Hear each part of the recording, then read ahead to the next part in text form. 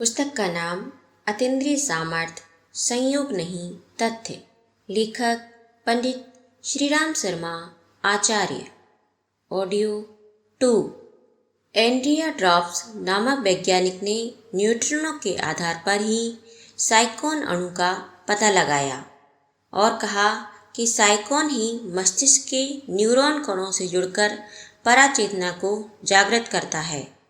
Excel फोर्सऑफ नामक अंतरिक्ष वैज्ञानिक ने तो तथ्यों और प्रयोगों के आधार पर यह प्रमाणित कर दिखाया कि मनुष्य को कभी अनायास ही विचित्र अनुभूतियाँ होती हैं।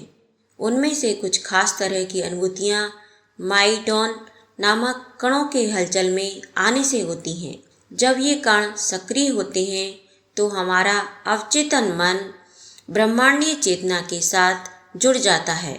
यदि उन अनुभूतियों को पहचाना, जगाया अथवा समझा जा सके तो व्यक्ति बैठे ठाले ही किसी भी ग्रह नक्षत्रों की बातें जान सकता है। योग साधना भी एक विज्ञान है और उसके अपने सुनिश्चित सिद्धांत हैं। विज्ञान का यह सिद्धांत जिस प्रकार अपने आप में अकाट्य है कि हाइड्रोजन के दो अणु और ऑक्सीजन का एक अणु मिलकर पानी बनता है, उसी प्रकार योग विज्ञान के भी अकाट्य, अनुभूत और परिचित सिद्धांत हैं, जिन्हें अपनाकर कोई भी अविष्ट दिशा में असाधारण सामर्थ्य अर्जित कर लेता है। वैज्ञानिक परीक्षणों से जिस प्रकार यह सिद्ध हो गया है कि मनुष्य के भीतर कई केंद्रों में ऐसी गुप्त सामर्थ्य छिपी पड़ी है जो अनुकूल परिस्थितियों में ही प्रकट होती है। योगाभ्यास द्वारा उन परिस्थितियों का निर्माण ही किया जाता है। साम्यवादी राष्ट्र रूस, जहाँ के स्कूलों में यह सिखाया जाता है कि धर्म अफीम है और ईश्वर फ्रॉड है, में ही अब इन दिशा में बहुत कार्य होने लगा है। कुछ समय पूर्व इन घटनाओं की वास्तविकता जांचने के लिए कई परीक्षण किए गए। गत 29 अप्रैल 1976 को कार्ल निकोलाएव नामक युवा वैज्ञानिक को मॉस्को से साइबेरिया भेजा गया। उद्देश्य था दूरानुभूति के कुछ सिद्धांतों का प्रायोगिक परीक्षण। साइबेरिया के नियत स्थान पर गोल्डन वैली होटल में कुछ सोवियत वैज्ञानिकों के साथ बैठा हुआ था। उसी समय सैकड़ों मील दूर मॉस्को स्थित एक इंसुलेटेड कक्ष में वैज्ञानिक यूरी कामेस्की अपने कुछ साथियों के साथ बैठा था। यूरी को नहीं बताया गया था कि उसे किस प्रकार का संदेश भेजना है। ठीक 8 बजे एक वैज्ञानिक ने कामेस्की के हाथ में एक सीलबंद पैकेट पकड़ा दिया। उस पैकेट में धातु की बनी एक स्प्रिंग थी, जिसमें 7 कॉइल्स लगे थे। कामेस्की ने उस स्प्रिंग को उठा लिया और कॉइलों पर उंगलियां फेरने लगा। उस समय कामेस्की ने कार्ल निकोलाएव का ध्यान किया और पूरी एकाग्रता के साथ यह कल्पना की कि वह उसके सामने बैठा है तथा स्प्रिंग को देख रहा है। फिर वह कार्ल की आंखों से स्प्रिंग और कॉइल देख रहा है। उसी समय मॉस्को से 1860 मील दूर अपने वैज्ञानिक साथियों के बीच बैठे कार्ल ने कुछ अजीब सा अनुभव किया, जैसे उसे अपने हाथों में कोई वस्तु दिखाई दे रही हो। कुछ ही क्षणों बाद वह बोला, गोल चमकती हुई चीज धातु से बनी हुई कॉइल है। इसके बाद कामेस्की ने मॉस्को में एक पेचकस का चित्र देखा तो कार्ल ने उसका विवरण भी शब्दतः बता दिया। कार्ल निकोलाएव ने टेलीपैथी को सिद्ध करने में बड़ी मेहनत की। एक प्रेस सम्मेलन में कार्ल ने इन प्रयोगों के संदर्भ में कहा है कि टेलीपैथी के क्षेत्र में मैंने जो सफलता प्राप्त की है वह हर कोई प्राप्त कर सकता है, क्योंकि प्रत्येक व्यक्ति में अंतःशक्ति विद्यमान होती है। इसलिए मैं अपनी योग्यता को विज्ञान की कसौटी पर कसा जाना महत्वपूर्ण मानता हूँ। यदि मैं ऐसी योग्यता प्राप्त कर सकता हूँ तो कोई कारण नहीं कि आप ऐसी योग्यता प्राप्त न कर सकें। यह विद्या आपने कहाँ से सीखी? इस प्रश्न के उत्तर में कार्ल निकोलाएव ने बताया, बचपन में उन्हें योग पर किसी भारतीय महात्मा द्वारा लिखी हुई एक पुस्तक प्राप्त हो गई थी। उसी से प्रेरणा प्राप्त कर मैं अपने मित्रों से कहने लगा कि वे मुझे कोई मानसिक आदेश दें। आगे चलकर मैंने योग दर्शन, राजयोग, प्राणायाम आदि साधनाओं का 11 वर्ष तक अभ्यास किया। इसका परिणाम वर्तमान सफलता के रूप में प्रस्तुत है। इस क्षेत्र का और अधिक गहरा अध्ययन करने के लिए रूस ने भारत सरकार से कुछ योगियों को, जिन्होंने योग साधना के क्षेत्र में उल्लेखनीय सफलताएं अर्जित की थी, रूस भेजने के लिए भी आग्रह किया था। न केवल रूस में वरन अन्य पश्चिमी देशों में भी इस प्रकार के प्रयोग सफलतापूर्वक किए गए हैं तथा इस दिशा में बहुत आगे पहुंच गए व्यक्तियों से कई महत्वपूर्ण कार्यों में सहयोग लिया गया है।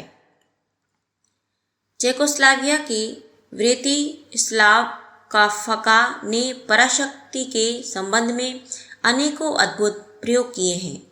उन्होंने एक प्रयोगशाला भी स्थापित कर रखी है।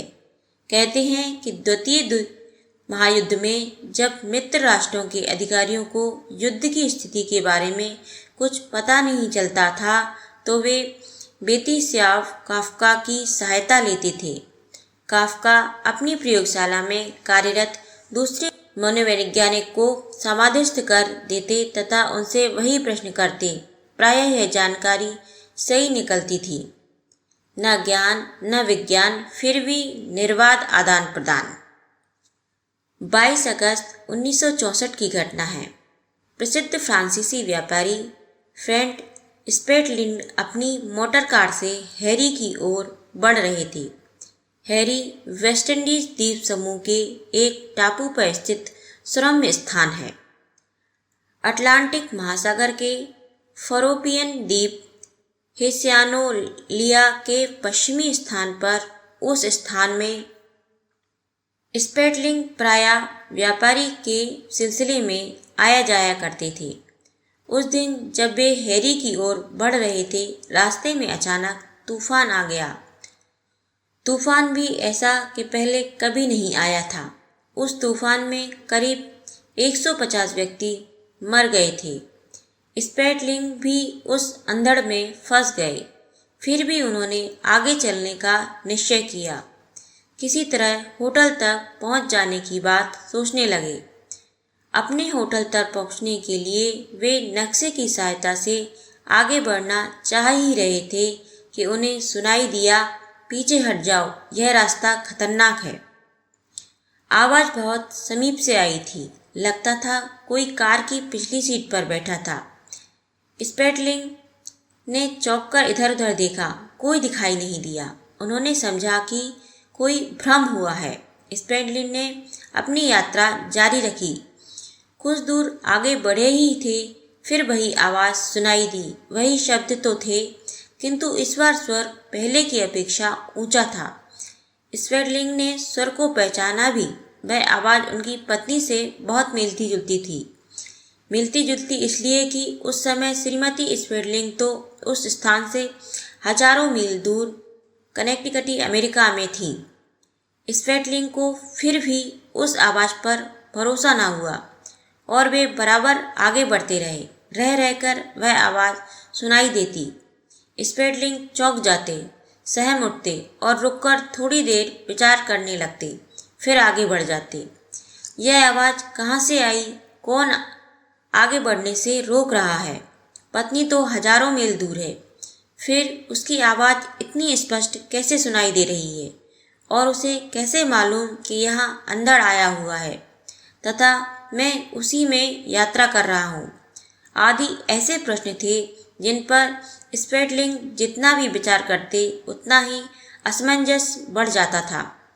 रुकते रुकाते वह कुछ घंटों में समुद्र तट के पास बह रही एक नदी के पुल तक पहुँचे। वह पुल पार करने वाले ही थे कि देखा अंधड़ तूफान में उठ रहे समुद्र ने अपनी एक तेज लहर फेंकी और उस लहर के दबाव से नदी का बना पुल टूटकर ऐसे बहने लगा जैसे नदी में डूबता उतरता पड़ा। अचानक यह दृश्य देखकर स्पेटलिंग कांप उठी।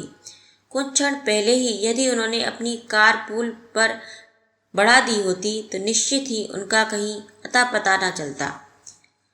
पर यह रहस्य ही रहा कि स्पेटलिंग को अपनी पत्नी की आवाज़ और चेतावनी कहाँ से तथा कैसे सुनाई दे रही थी। घर पहुँचने पर तो इसमें रहस्य का एक और अध्याय जुड़ गया। स्पेटलिंग जब घर पहुँचे तो उन्होंने अपनी पत्नी से इस घटना की चर्चा की। उनकी पत्नी ने बताया ठीक उसी रात को उसने सपना देखा कि उसका पति हैरी के जंगल में भयानक तूफान में फंस गया है। आगे गहरी नदी है, उसमें उसकी मोटर डूबने ही वाली है। इस दृश्य से वह बुरी तरह घबरा उठी। वो सोते में ही चीख उठी, फ्रेड वापस लौट आओ। वह अपने पति को इसी नाम से पुकारती थी, खतरे से बचो, आगे खतरा है। यह एक रहस्य ही था कि हजारों मील दूरी पर रह रही श्रीमती फ्रेड को उसी समय ऐसी अनुभूति कैसे हुई जो न केवल भविष्य बताती थी वरन एक की स्थिति का दूसरे का तत्क्षण आभास भी देती थी।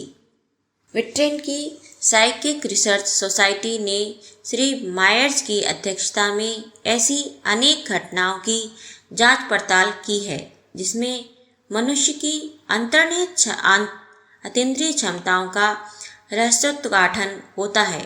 जिन घटनाओं को मनुष्य के भीतर देव दानव का आवेश कहा जाता है उनमें से कई घटनाएं भी इसी प्रकार की अतीन्द्रिय क्षमताओं से संबद्ध बताई गई हैं।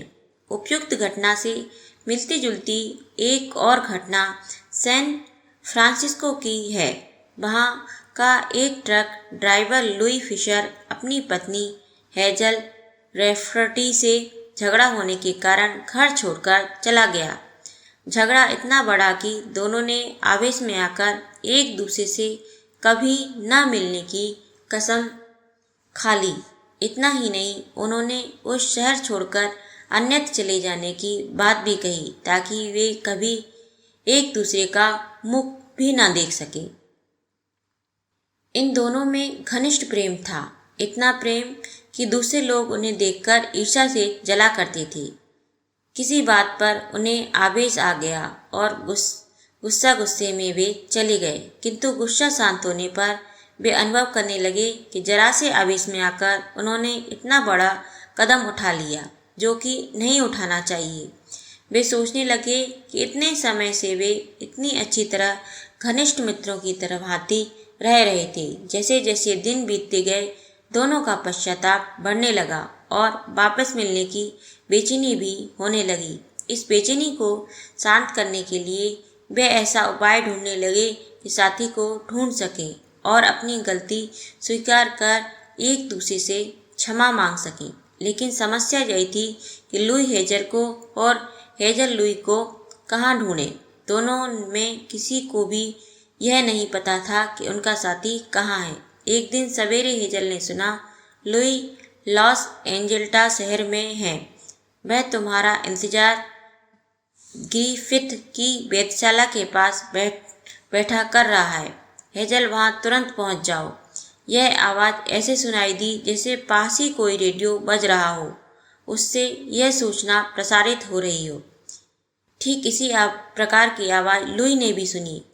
ग्रिफिथ की वेधशाला पर पहुँचो, वहाँ बेटी हेजल तुम्हारा इंतजार कर रही है। यह आवाज़ सुनकर दोनों ही तत्काल दौड़ पड़े और नियत स्थान पर पहुँचते ही दोनों ने एक दूसरे को देखा। आंखों में झांका, वहाँ पश्चाताप के आंसू इस तरह भरे हुए थे कि पुतलियाँ किसी झील में तैरती हुई प्रतीत हो रही थी। एक दूसरे को देखकर आंसुओं का वह बांध टूट गया और दोनों फूट फूट कर रोए। अब दोनों के लिए आश्चर्य का विषय यह था कि मिलन की पृष्ठभूमि बनाने वाला यह प्रसारण कहाँ से और कैसे हुआ। लुई को हेजल से मिलने और हेजल को लुई से मिलाने के लिए यह अलग अलग शब्दावली कैसे प्रसारित हुई? अगर यह रेडियो प्रसारण था तो अनाउंस किसने किया? रेडियो स्टेशन पहुंचकर दोनों ने मालूम किया तो पता चला वहां से ऐसी कोई सूचना प्रसारित नहीं की गई। फिर भी लुई हेजल ने यह शब्द सुनी थी और इसी आधार पर दोनों एक दूसरे से मिले। जब ऐसी कोई सूचना रेडियो द्वारा प्रसारित नहीं की गई तो आश्चर्य का विषय था कि यह सूचना उनके कानों ने कैसे सुनी। परामनोवैज्ञानिक वेत्ता इस घटना को सुनकर और विश्लेषण करने के बाद इस निष्कर्ष पर पहुंचे कि अतीन्द्रिय चेतना ऐसा ताना बाना बुन सकती है जिसके कारण दो घनिष्ठ व्यक्तियों के विचार एक दूसरे से वार्तालाप कर रहे हों।